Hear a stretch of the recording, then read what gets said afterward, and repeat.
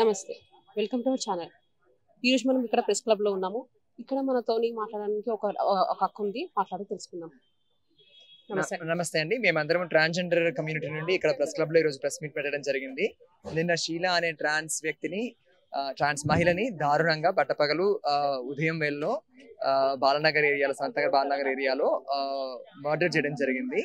దానికి నిరసనగా ప్రభుత్వం ఏం చెయ్యాలి, సమాజంలో ట్రాన్స్ వ్యక్తులపై ఉన్న హింస ఎట్లా మనం ఎదుర్కోవచ్చు అనే దాన్ని అడ్రస్ చేయడానికి ఈ రోజు ట్రాన్స్ కమ్యూనిటీ వాళ్ళము అట్లాగే women and transgender joint action committee వాళ్ళము ఒక ప్రెస్ మీట్ అనేది పెట్టడం జరిగింది. ఇక్కడ చాలా చాలా జరిగాయి. ఇది ఒక్కటే కాదు కదా, ఇంతకు ముందు కూడా చాలా ఇన్సిడెంట్స్ జరిగాయి, చాలా ఉన్నాం.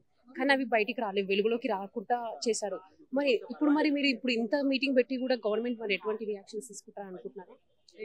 గవర్నమెంట్ ఏం చేస్తారా చెయ్యరా అని మనం పని చేయలేం కదా. మనము జరిగే ఘటనలని అడ్రస్ చేసుకోవాలి, ఎప్పటికప్పుడు సమస్యలను పరిష్కరించుకునే ప్రయత్నం చేసుకోవాలి. మా వైపు నుంచి చేయాల్సిన పోరాటం మేము చెయ్యాలి. ప్రభుత్వాలు ఏం చేస్తాయా చెయ్యవా అనేది మేము చెప్పలేము, కొన్నిసార్లు ప్రభుత్వాలు కూడా చెప్పలేవు. సో వాళ్ళు ఏం చేస్తారో చేయరో మనకు క్లారిటీ లేదని చెప్పేసి మనం ఏం చేయకుండా ఉంటే కుదరదు కదా.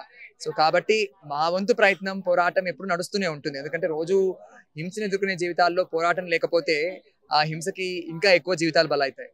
సో అంటే ఇప్పుడు జరిగిన ఇన్సిడెంట్, సో మీ దాంట్లో మీరు ఏం అవేర్నెస్ తీసుకురాబోతున్నారు?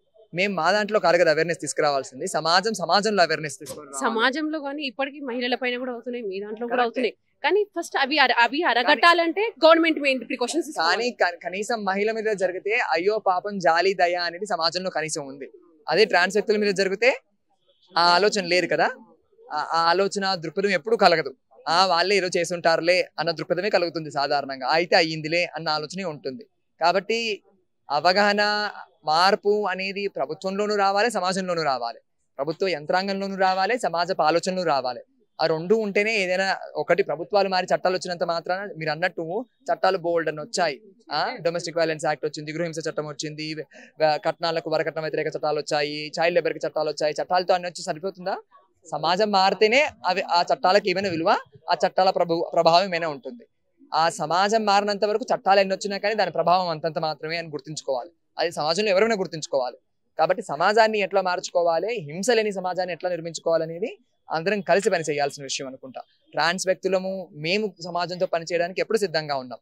మరి మిగతా సమాజము ట్రాన్స్ వ్యక్తులను ఇంకా చులకన చూస్తుందా, లేకపోతే ట్రాన్స్ వ్యక్తులతో కలిసి హింస లేని సమాజాన్ని ఎట్లా నిర్మించుకోవడానికి పనిచేస్తుందా అనేది సమాజం ప్రశ్నించుకోవాల్సిన అవసరం ఉంది.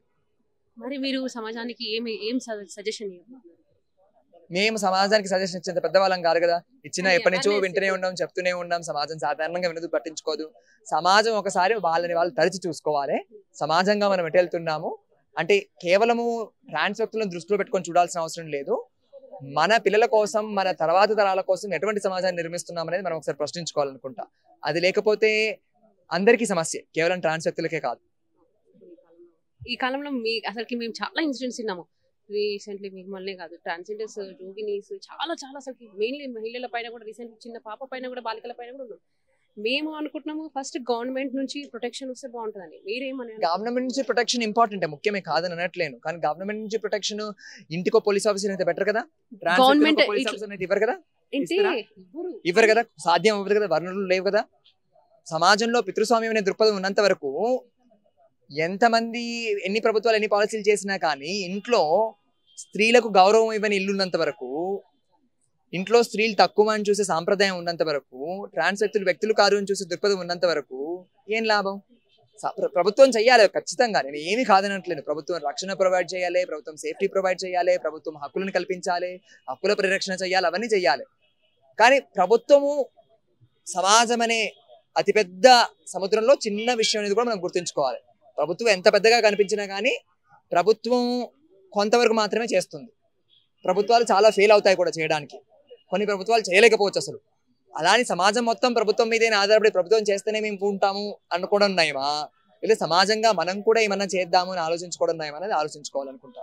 ఫస్ట్ మనం సమాజంలో అవేర్నెస్ తీసుకురావాలి అని అంటే ఫస్ట్ గవర్నమెంట్ నుంచి, పోలీస్ వాళ్ళ నుంచి మనం కొంచెం వాళ్ళకి అవేర్నెస్ తీసుకురావాలి. కొంచెం ఇలాంటి మేము పెడుతున్న రూల్స్ అండ్ కండిషన్స్. కరెక్టే. నేను పోలీస్ వాళ్ళకి వెళ్తాను, అవగాహన చేస్తాను, ట్రైనింగ్లు ఇస్తాను, సెన్సిటైజేషన్ చేస్తాను అనుకుందాం, అవన్నీ చేస్తాను అనుకుందాం. నేను అవన్నీ చేసినంత మాత్రం ఇంట్లో ఒక తల్లిదండ్రి ఎట్లా మారుతారు? ఒక ఇంట్లో తల్లిదండ్రి ట్రాన్స్ వ్యక్తి ఇంట్లో ఉంటే నేను పోలీస్ ట్రైనింగ్ ఇవ్వడానికి వాళ్ళకి ఏం సంబంధం? కాదు కదా. ఇంట్లో తల్లిదండ్రులు ట్రాన్స్ పిల్లలు ఉంటే, జెండర్ నాన్ కన్ఫార్మింగ్ పిల్లలు ఉంటే మర్యాదగా గౌరవంగా చూసుకోవడం, అదే ప్రేమ ఆప్యాయత సంరక్షణ కల్పించడం చేయనప్పుడు పోలీస్ అయితే వచ్చి బలవంతంగా నువ్వు చేస్తావా చేయవా అని తుపాకీ అయితే పెట్టరు కదా. అట్లయితే నడవదు కదా. పోలీసులకు అవగాహన ఉండాలి, ప్రభుత్వ యంత్రాంగానికి అవగాహన ఉండాలి, కానీ ఇంట్లో తల్లిదండ్రులకు కూడా అవగాహన ఉండాలి కదా. ఇంట్లో తల్లిదండ్రులకు అవగాహన ఉండాలంటే ఇంటి పక్కన వాళ్ళకు ఉండాలి, ఆ ఇంటి పక్కన వాళ్ళకు ఉండాలి, ఆ కాలనీ మొత్తానికి ఉండాలి అవగాహన.